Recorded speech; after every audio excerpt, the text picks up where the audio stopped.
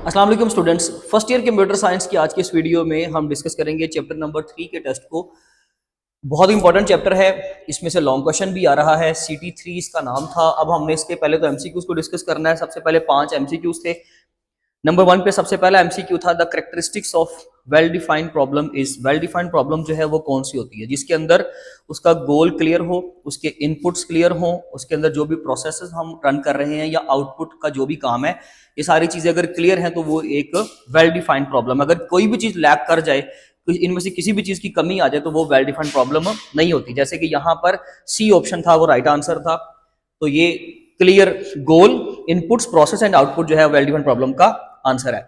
Number 2 पे search algorithm more efficient for large data sets is.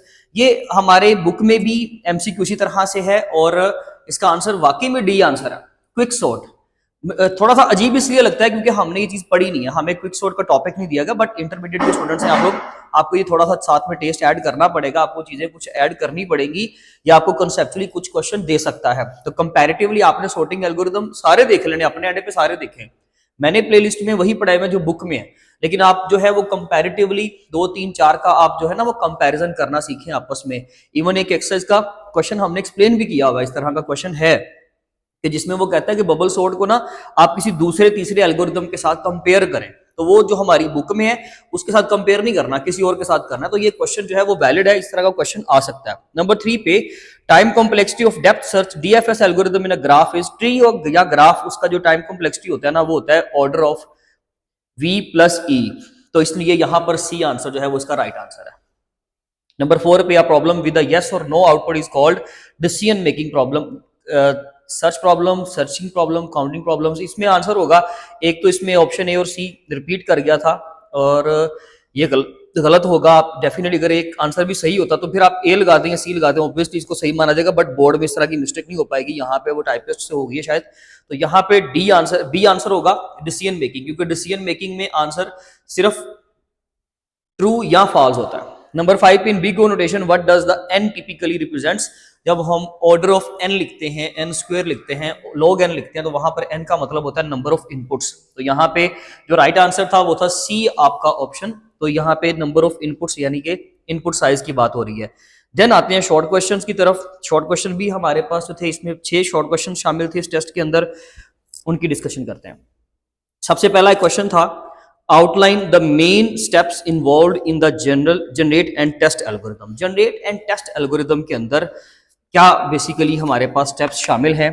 तो ये आपका पेज नंबर 43 का शॉर्ट क्वेश्चन था। इसके अंदर इसकी डिस्क्रिप्शन लिखी हुई है 3.2.1 आर्टिकल के अंदर। नीचे इसके 3 स्टेप्स भी लिखे हुए हैं कि कौन कौन से सिनेरियोस के अंदर इसको रन किया जाता है। तो हमें ये बेसिकली बताने थे। जनरेट एंड टेस्ट मेथड के अंदर ये होता है, आप अगर डायग्राम से भी अंदाजा लगाएं तो उसमें सबसे पहले पॉसिबल सॉल्यूशंस को निकाला जाता है, देन उनको बारी बारी टेस्ट किया जाता है, और जो आपका फाइनल करेक्ट आंसर होता है, जो सबसे एफिशिएंट और इफेक्टिव आंसर होता है, हम उसको राइट आंसर मानकर जो है उसको फॉलो करते हैं। और बाकी को हम लोग जब तक टेस्ट करते रहेंगे, अगर कोई पॉसिबल बेस्ट सोल्यूशन नहीं मिलेगा तब तक इस प्रोसेस को हम रिपीट करते रहेंगे। यही स्टेप्स आप लोगों ने की बुक से इसकी असिस्टेंस ले लेनी है, आपने इसकी मदद ले। की बुक से जो स्टेप्स वहां पे लिखे हैं उनके नाम लिखते हैं बेशक।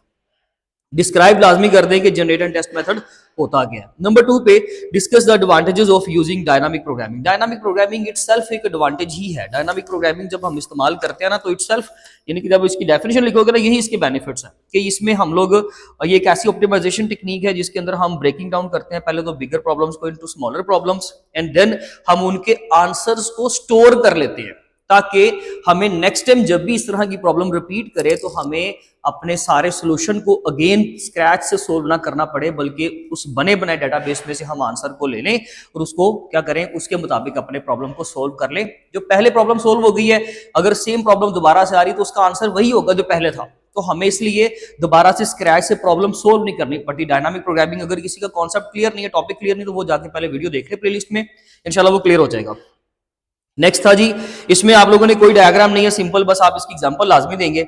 नेक्स्ट आता है question, what is unsolvable problem. तो अनसॉल्वेबल प्रॉब्लम की डेफिनेशन थी आपको पेज नंबर 44 से। यहां से अनसॉल्वेबल की डेफिनेशन याद करें, साथ में इसकी एग्जांपल दें। What is an algorithm in computer science? Computer science में एल्गोरिथम क्या होता है, या आपको की बुक से इसका आंसर स्पेसिफिकली मिल भी जाएगा, अदरवाइज आप लोग जो है पेज नंबर 43 पे सबसे टॉप पे देखें कि algorithms are step by step procedures for solving problems much like a recipe provides steps for cooking a dish.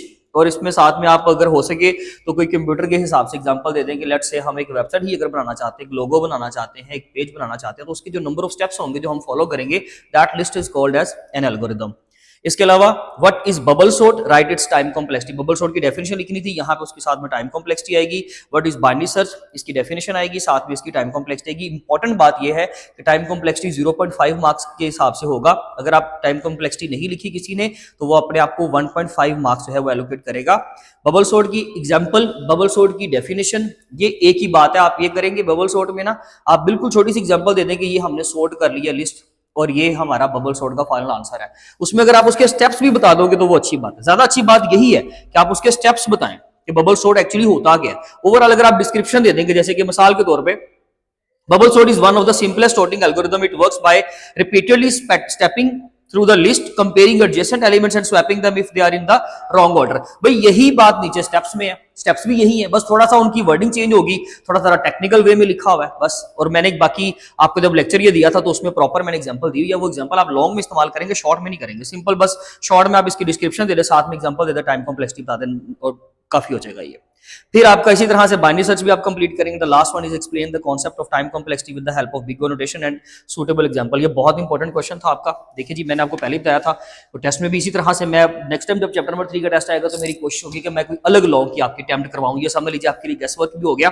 Time complexity की डेफिनेशन दें और साथ में उसको किसी भी एल्गोरिथम की टाइम कॉम्प्लेक्सिटी कैसे बताते हैं, वो सारी बिग O नोटेशन जो है ना वो आपने एक्सप्लेन करनी थी। हर एक की डेफिनेशन, साथ में एग्जांपल, और साथ में आप लोगों ने ग्राफ बनाना था। अगर वो किसी ने नहीं बनाया तो ग्राफ के तकरीबन यहां पर मैं समझता हूं कि 2 नंबर जो है वो कंसीडर किए जाएंगे। अगर आप वो नहीं बनाएंगे तो 2 नंबर आपके कटेंगे। बाकी आपकी डेफिनेशन 4 सीधे सीधे से क्वेश्चन है, 4 उसकी टाइप्स हैं, उनके समझ लीजिए कि अगर आप 1.5 नंबर भी दें, एग्जाम्पल को 0.5 भी दें तो उस लिहाज से आप अपनी मार्किंग कर लें। अदरवाइज टेस्ट सेंड कर दीजिएगा, मैं चेक कर दूंगा, इंशाल्लाह आपको रिस्पॉन्स बैक कर दूंगा।